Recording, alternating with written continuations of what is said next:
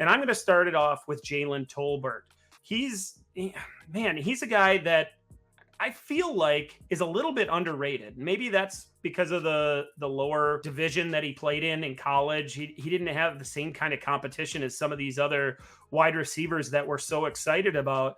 But when you factor in that he's going to be a second round pick in most rookie drafts, no matter where he ends up this coming week, I really like the upside. There's really only a handful of guys with the potential to be a number one NFL wide receiver for their team. And I think Tolbert is on the back part of that list of 4 or 5 players. He's got good size at 6'1", 194. He's a size speed guy, 4'4", 940 in the 40-yard dash, jumped 36 inches for his vertical as well. And he's more of a possession receiver with some speed. That's how I classify him anyway. He's better underneath than on short to intermediate routes, those crossers, that deep dig he's really good at.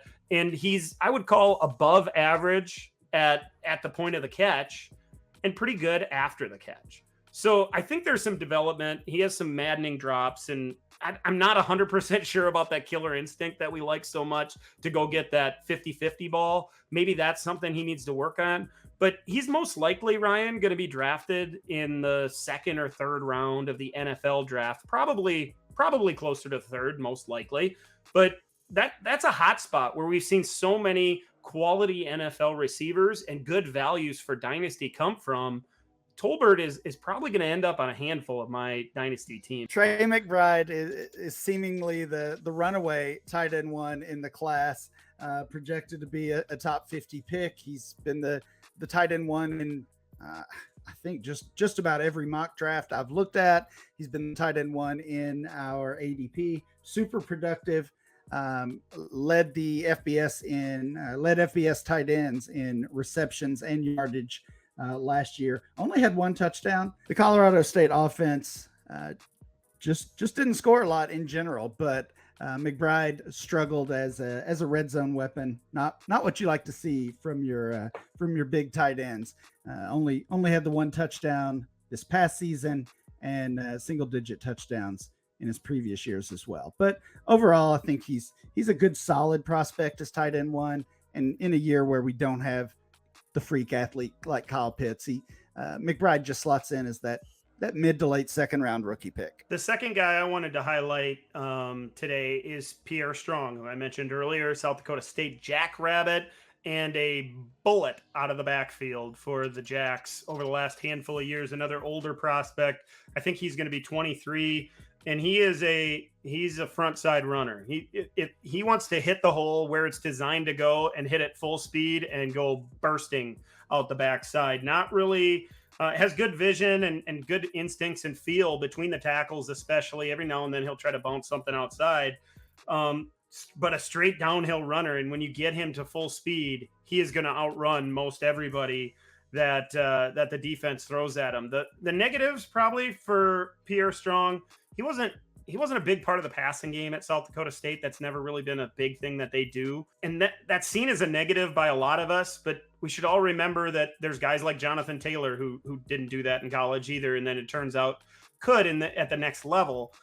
He's not going to be a Jonathan Taylor type. He's more of a change of pace type back, and a guy that if he got into a role, a Raheem Mostert type role where he's getting 8 to 12 carries a game, taking over when there's an injury to the guy above him, we could see bursts of running back 2 type upside. He's a guy I'll have on my radars in the second round of rookie drafts, especially if he goes to a nice landing spot in the middle rounds of the draft. Sam Howell, I've really come around on. I kind of go back and forth with him as my quarterback 3 or quarterback 2. I think Corral is probably going to end up being my 2, depending on landing spot and all that. But Sam Howell, the thing I really like about him is that we've seen both aspects of his game. You know, last season when he had Diami Brown and Daz Newsome and Javonte Williams and Michael Carter, all these guys that went to the NFL, you really saw the passing come to the forefront.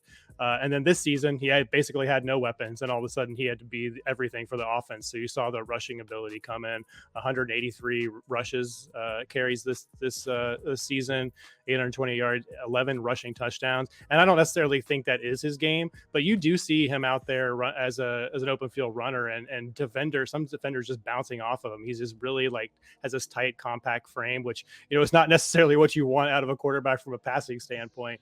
But and I don't necessarily think he's going to be a rush first kind of guy, but he can do that. He can be a multi-threat option for a team. And even if it's not, up to the standards of like a Malik Willis or even a Matt Corral in terms of rushing ability, I think he'll be a weapon near the goal line and for, picking up those 10, 15-yard scrambles on third and long, something like that. So I've come around on him. It's nice to see production in both phases of the game, even if they didn't come in the same season. So he feels like a pretty safe super flex pick in the second round if you don't want to spend top end capital for someone like Malik Willis. Pretty safe if you're looking for an NFL backup quarterback. Go ahead and draft Howell. He's fine. He's developmental at best. He's not going to compete for a starting job as a rookie. He's going to have to sit behind somebody for most likely multiple years. He's, at North Carolina, go watch him play. And every time he takes a snap and looks up, he looks at one target and throws the ball there. He doesn't make multiple reads. That's something he's going to have to develop at the next level. So there is no decision-making process. And although he's pretty accurate, he's got some really nice throws. In fact, he feathers throws between defenders and all those things. I just don't know how well it translates because he's going to have to add one of the most important parts of being a quarterback to his game when he starts playing on Sunday. So it really feels like he's a backup to me. That I would much rather have Desmond Ridder than him personally. Ryan, do you have any insight when it comes to Howell? I guess I side a little more with Matt. I like Howell. And I just think we're undervaluing him. I mean, we basically like Malik Willis because he can run and he has a big arm. And Sam Howell has shown the same things. He's kind of the one step down version of everything we like about Malik Willis. You guys were talking about him as a second round rookie pick. That's the problem. And that's the problem with this class is that right now Sam Howell is a late first round rookie pick in super flex leagues. And you're just not getting that discount that you would like. Is there anybody else that we missed, guys? Somebody else that we should throw in there? Maybe Desmond Ridder. He's got a little bit of juice right now. There's a few people talking about him as an early day 2 pick, potentially landing with a team that could need a quarterback if they don't take one earlier in the first round. Anybody else that we need to mention here? I mean, there's a lot of guys we could talk about. We haven't talked about John Mechie at all. I've heard, I think it was Daniel Jeremiah this week talking about how he seems like the perfect Packers receiver. That wouldn't be that exciting to me. But I think he has kind of got lost a little bit in this process. And at running back, I think we could throw a whole bunch of names out there. Tyler Algier, we haven't talked about, a converted linebacker who has shown some explosiveness in as a running back. And he hasn't been playing the position for very long, so there's untapped upside there. Kyron Williams has been dead this entire process since the combine, but somebody's going to draft him and somebody's going to have him in a pass blocking role. So, I mean, there's a lot of other guys we talk about. Tyler Beatty. We haven't talked about James Cook at all. I'm really excited about James Cook. Yeah, what the heck? We missed him. I mean, I don't think he's going to be a 3-down back, but I think he could be a 3-down back if somebody wanted to use him that way.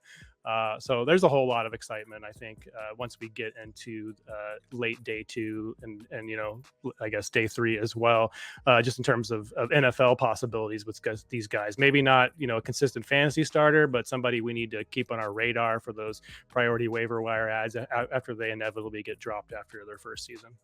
Other running backs, I don't think you mentioned there. Damian Pierce, a guy that seems to be moving up a little bit. And then Brian Robinson. Ryan, I know you mentioned him a couple times just when we were talking about tailbacks. He seems to have a little upside as well at the next level.